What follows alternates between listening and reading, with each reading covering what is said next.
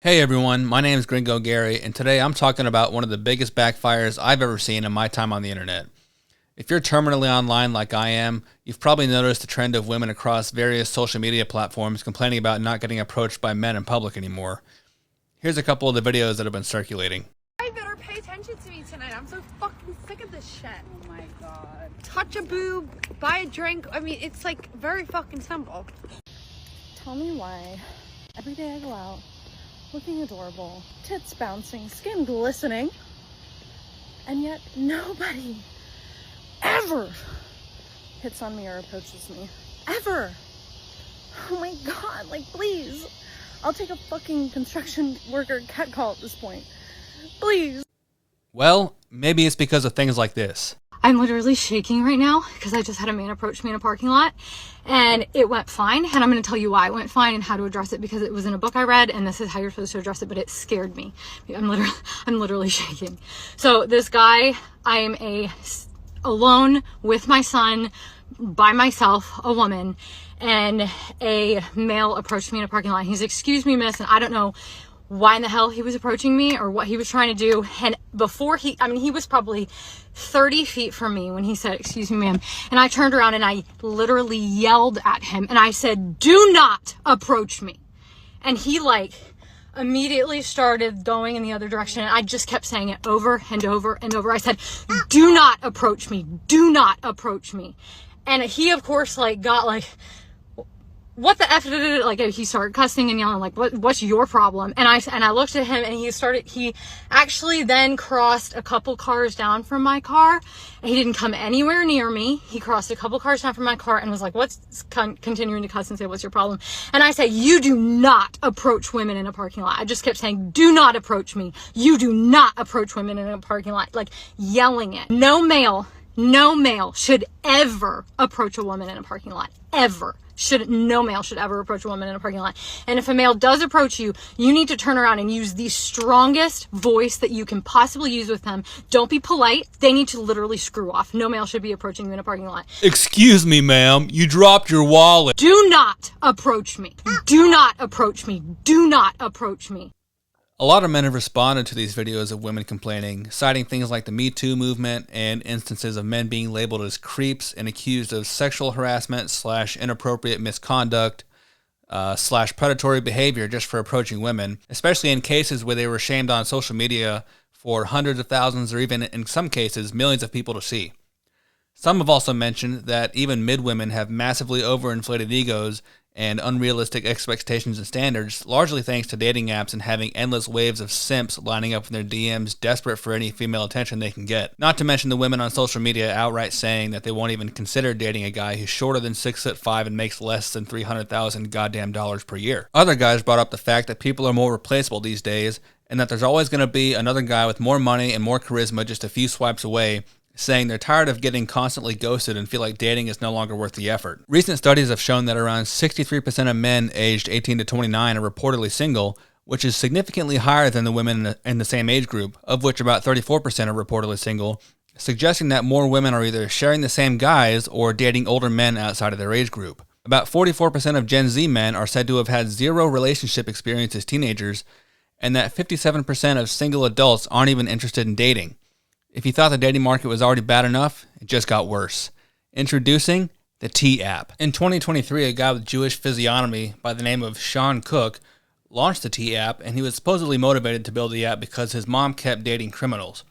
If my assessment of his physiognomy is correct, then I assume it was probably intended as another Trojan horse to lower the birth rate. The app exploded in popularity, and by July 2025, the app had amassed 4.6 million users and reached #1 in the App Store's lifestyle category. Users can anonymously post men's names, photos, ages, locations, and features things like a green flag, red flag rating system, and also supports background checks and reverse image searches and group chats. Tea is an app for women only and is marketed as Yelp for men with the intent of warning women about dangerous men to help make dating safer. While the app may actually make it safer for real victims of abuse to speak out, the problem is that many claims can't be verified, so there's zero accountability for lying about and defaming someone. In reality, it's mostly just a gossiping app for scorned women to anonymously sabotage the reputations of men with unverified or straight-up false allegations of abuse, being an alcoholic, or having a small wiener like this guy Mookie. You could even get red flags just for being a bit socially awkward. Unfortunately, the purpose of a system is what it does, not what it was intended to do, and this platform was being utilized to dox and defame men. So some legendary anon over at 4chan pulled the ultimate Uno reverse card and leaked a bunch of the app's user data to the world. The first data breach happened in late July, with tens of thousands of images, including selfies and driver's licenses, used for identity and gender verification or posted in a magnet link for people to torrent. In addition to the images, thousands of users' posts and comments were also leaked. In the second leak, 1.1 million private messages were also posted online, many of which included sensitive conversations about topics like infidelity, abortions, and meetup plans. Apparently, all of this data was stored in an unsecured, publicly accessible database with no password and no encryption, no security at all. And all it took was this simple Python script to scrape it.